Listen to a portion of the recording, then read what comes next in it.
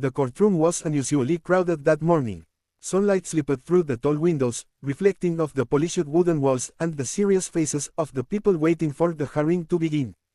Lawyers shuffled papers, reporters whispered to each other, and spectators leaned forward in their seats, sensing that something interesting was about to happen. At the center of the room sat the judge, a woman known for her sharp tongue and impatience with people she considered unimportant. Her gavel rested beside a stack of documents as she scanned the room with an expression that made everyone feel small. When the bailiff called the case, a quiet murmur spread through the courtroom. The defendant slowly stood up from the front row. He was a tall black man dressed in a simple dark suit that looked slightly worn but clean. His posture was calm, his face serious, yet there was a quiet confidence in his eyes that most people in the room failed to notice. The judge looked at him for only a moment before a faint smile crept across her face, the kind of smile that carried a hint of mockery. She leaned back in her chair and glanced at the other officials as if the situation amused her. "So," she said, her voice echoing across the room, "you expect this court to believe your story?" A few people in the audience chuckled softly. The man remained silent for a moment, standing straight, his hands resting calmly at his sides. The judge flipped through the papers in front of her and then laughed openly. "You claim you were conducting an investigation. And yet you have no official representation, no lawyer, and no documents submitted beforehand." Her laughter grew louder, and some people in the courtroom joined in, assuming the man must be exaggerating or lying. The man did not react. Instead, he looked around the room slowly, as if studying every face. The judge shook her head and continued speaking with a tone that suggested she had already made up her mind. "Let me guess," she said sarcastically, "you're going to tell us you work for some secret government agency." The room burst into laughter again. Even one of the lawyers covered his mouth to hide a grin. The man took a slow breath. His calmness only seemed to encourage the judge's mockery. She tapped the desk with her pen and leaned forward. "This court does not entertain fantasies," she said. "If you have something real to present, now would be the time." The man finally spoke. His voice was steady and low, but it carried clearly across the room. "Your Honor," he said respectfully, "I do have something to present." The judge rolled her eyes slightly, clearly expecting another unbelievable climb. "Go ahead," she said dismissively. The man reached into the inside pocket of his suit jacket. Several people leaned forward, curious about what he might pull out. The judge crossed her arms, already preparing another sarcastic remark. For a brief moment, the courtroom fell silent. The man slowly pulled out a small black wallet and held it closed in his hand. The judge smirked. "What is that supposed to be?" she asked. The man looked directly at her. "Permission to approach the bench, Your Honor." The request seemed to irritate her even more, but she waved her hand impatiently. "Fine. Make it quick." The man stepped forward with steady confidence. Every step echoed softly against the courtroom floor. When he reached the front, he opened the small wallet and lifted it slightly so the judge could see inside. The moment the badge became visible, the atmosphere in the courtroom changed instantly. The laughter stopped as if someone had cut the sound with a knife. The judge's smile faded in less than a second. Her eyes widened as she leaned closer to the badge, reading the words engraved on it. The emblem was unmistakable. It belonged to the United States Secret Service. For the first time since the hearing began, the judge was completely silent.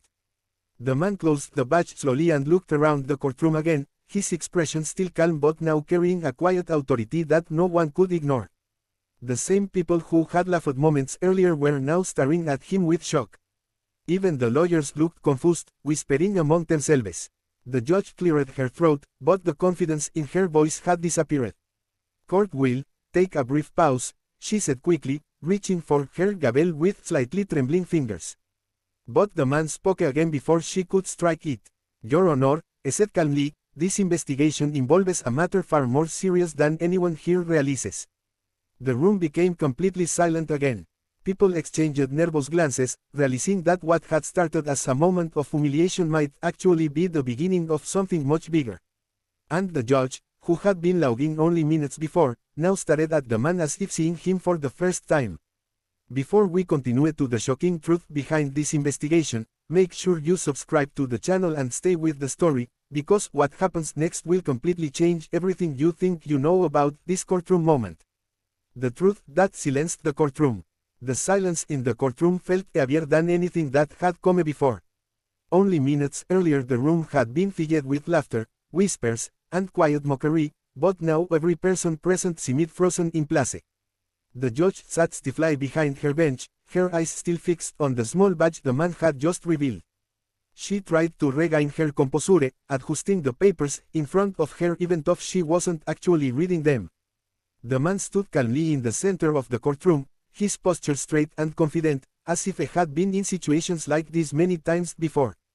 The difference now was that everyone understood they had underestimated him. The judge cleared her throat again, attempting to restore authority to her voice. "If you are indeed claiming to represent the United States Secret Service," she said courteously, "this court will require proper explanation." The man nodded slightly. "Of course, Your Honor." His voice remained calm and respectful, but now it carried a tone that commanded attention. He looked around the courtroom, making sure every person understood the seriousness of what he was about to say.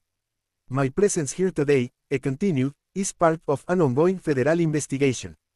The room immediately filled with nervous energy.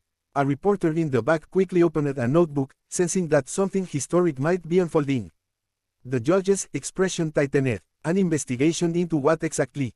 she asked. The man paused briefly, then answered in a measured tone. "Financial fraud, corruption, and the misuse of government funds connected to several high-ranking individuals."